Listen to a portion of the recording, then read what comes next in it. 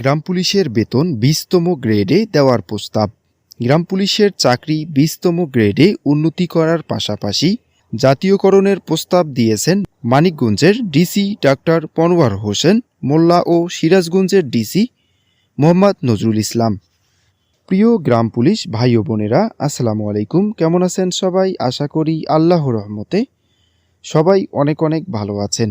আস্তে আস্তে কিন্তু অবহেলিত গ্রাম পুলিশের উপরে সবাই নজর দিচ্ছে। আসলে এই নিউজটি প্রকাশিত হয়েছে কালের কণ্ঠ পত্রিকায়। গ্রাম পুলিশের বেতন ২০তম গ্রেডের দেওয়ার প্রস্তাব নিয়ে আজকের এই ভিডিওটি।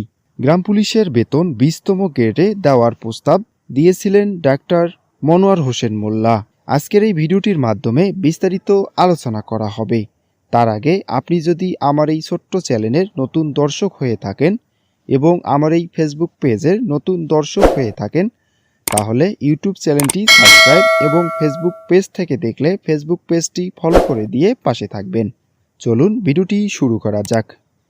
গ্রাম পুলিশের চাকরি ২০তম গ্রেডে উন্নতি করার পাশাপাশি জাতীয়করণের প্রস্তাব দিয়েছেন মানিকগঞ্জের ডিসি ডাক্তার মনোয়ার হোসেন মোল্লা ও সিরাজগঞ্জের ডিসি মোহাম্মদ নজরুল ইসলাম। মাঠ প্রশাসনের এ ধরনের অন্তত ৩৫০ প্রস্তাব নিয়ে আজ রবিবার ১৬ ফেব্রুয়ারি থেকে শুরু হচ্ছে ৩ দিনের ডিসি সম্মেলন। সম্মেলন শেষ হবে ১৮ ফেব্রুয়ারি। বিএনপির প্রতিষ্ঠাতা শহীদ রাষ্ট্রপতি জিয়াউর রহমানের জন্মস্থান বগুড়াকে সিটি কর্পোরেশন করার প্রস্তাব দিয়েছেন ওই জেলার জেলা প্রশাসক ডিসি হোসনা আফরোজা।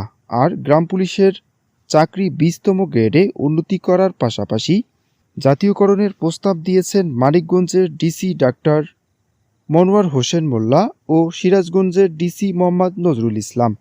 এদিকে গ্রাম পুলিশের বেতন বাড়ানোর প্রস্তাবে মানিকগঞ্জ ও সিরাজগঞ্জের ডিসি বলেন, বর্তমান বাজারের ৪ সদস্যের একটি পরিবারে ৬,৫০০ টাকায় কোনোভাবেই চলা সম্ভব নয়। দিনমজুরি হিসেবে ৫০০ টাকা হারে কাজ করলেও মাসিক ১৫,০০০ টাকা পাওয়া যাবে। সুতরাং তাদের বেতন ২০তম গ্রেডে দেওয়ার প্রস্তাব করেন তারা। এই প্রস্তাবটিও ইতিবাচক হিসেবে দেখছেন স্থানীয় সরকার বিভাগ। এরই মধ্যে গ্রাম পুলিশের বেতন ভাতা বাড়াতে অর্থ বিভাগে চিঠি দিয়েছেন স্থানীয় সরকার বিভাগ।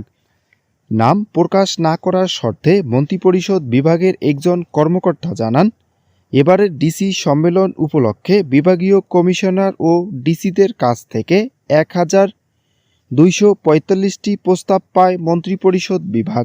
এর মধ্যে কার্যপত্রে অন্তর্ভুক্ত হওয়া অন্তত ৩৫০ প্রস্তাবের উপর সম্মেলনে আলোচনা হবে। সংশ্লিষ্ট মন্ত্রণালয় ও বিভাগ দ্বিমত করায় এবং আগের ডিসি সম্মেলনে উপস্থিত হওয়ার অনেক প্রস্তাব কার্যপত্রে রাখা হয়নি। মন্ত্রিপরিষদ বিভাগ সূত্রে জানা যায়, আগামী ১৬ ফেব্রুয়ারি সকাল ১০:৩০টায় প্রধান উপদেষ্টার কার্যালয়ে শাপলা হলে সম্মেলন উদ্বোধন করবেন প্রধান উপদেষ্টা ডাক্তার মোহাম্মদ ইউনূস। সেখানে প্রধান উপদেষ্টার সঙ্গে ডিসিদের মুক্ত আলোচনা হবে। সন্ধ্যায় প্রধান উপদেষ্টার সঙ্গে বাংলাদেশ অ্যাডমিনিস্ট্রেটিভ সার্ভিস অ্যাসোসিয়েশনের সভা হবে।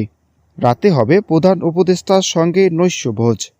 দ্বিতীয় দিন কার্য অধিবেশনের বাইরে সুপ্রিম কোর্টে প্রধান বিচারপতির সঙ্গে ডিসিরা সৌজন্য সাক্ষাৎ করবেন।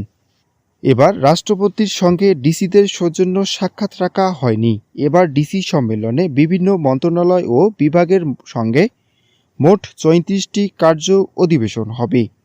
কার্য অধিবেশনগুলো ওসমানী স্মৃতি মিলনায়তনে অনুষ্ঠিত হবে। তবে মন্ত্রিপরিষদ বিভাগের সঙ্গে কার্য অধিবেশন এবং সমাপনী অধিবেশন সচিবালয়ের মন্ত্রিপরিষদ বিভাগের নবনির্মিত ভবনে হবে। অবশেষে কিন্তু গ্রাম পুলিশের চাকরি ২০তম গ্রেডে উন্নতি করার জন্য প্রস্তাব পেশ করা হয়েছে।